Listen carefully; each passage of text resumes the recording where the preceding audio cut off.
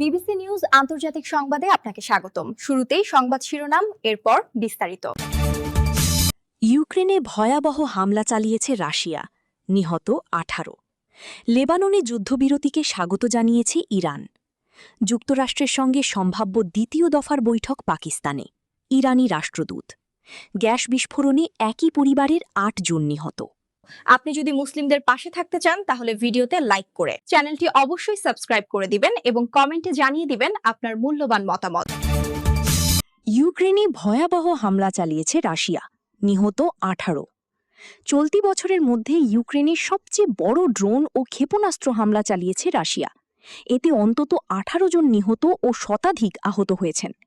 বৃহস্পতিবার 16 এপ্রিল ইউক্রেনীয় কর্তৃপক্ষ এ তথ্য জানিয়েছে। খবর সিএনএনের। স্থানীয় কর্তৃপক্ষ এবং ইউক্রেনের স্টেট ইমার্জেন্সি সার্ভিসের তথ্য মতে রাশিয়ার হামলায় ভবন ক্ষতিগ্রস্ত হয়ে অগ্নিকাণ্ডের ঘটনা ঘটেছে এবং দেশ জুড়ে অন্তত 18 জন মারা গেছেন, যার মধ্যে শিশুও রয়েছে। এছাড়া 118 জন আহত হয়েছেন।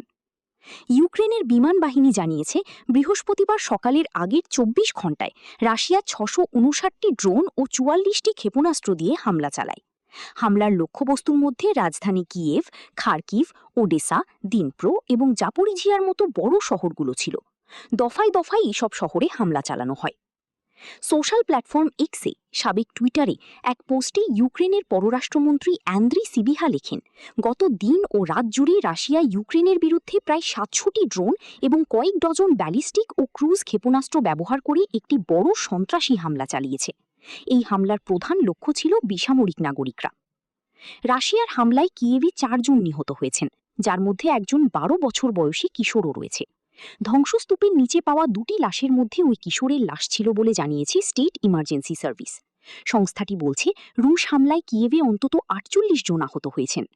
আপনি যদি মুসলিমদের পাশে থাকতে চান তাহলে ভিডিওতে লাইক করে চ্যানেলটি অবশ্যই সাবস্ক্রাইব করে দিবেন এবং কমেন্টে জানিয়ে দিবেন আপনার মূল্যবান মতামত। লেবাননে যুদ্ধবিরতিকে স্বাগত জানিয়েছে ইরান।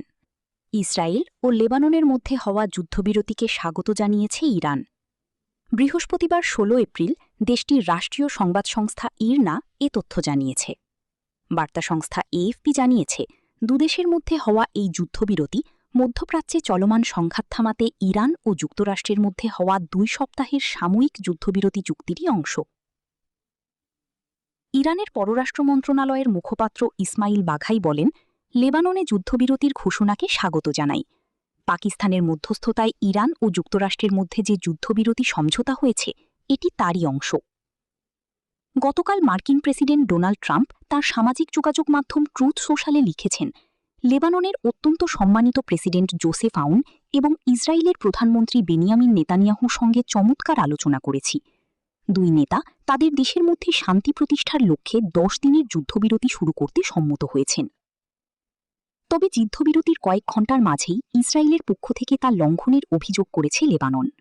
আপনি যদি মুসলিমদের পাশে থাকতে চান তাহলে ভিডিওতে লাইক করে চ্যানেলটি অবশ্যই সাবস্ক্রাইব করে দিবেন এবং কমেন্টে জানিয়ে দিবেন আপনার মূল্যবান মতামত। যুক্তরাষ্ট্রের সঙ্গে সম্ভাব্য দ্বিতীয় দফার বৈঠক পাকিস্তানে, ইরানি রাষ্ট্রদূত। পাকিস্তানে নিযুক্ত ইরানের রাষ্ট্রদূত রেজা আমিরি মোগাদ্দাম বলেছেন, যুক্তরাষ্ট্রের সঙ্গে সম্ভাব্য যে কোনো আলোচনা কেবল ইসলামাবাদেই অনুষ্ঠিত হবে।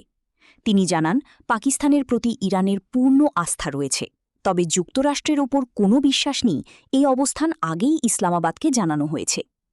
পাকিস্তানের প্রধানমন্ত্রী ও ফিল্ড মার্শালের মধ্যস্থতামূলক উদ্যোগকে তিনি প্রশংসনীয় বলে উল্লেখ করেন।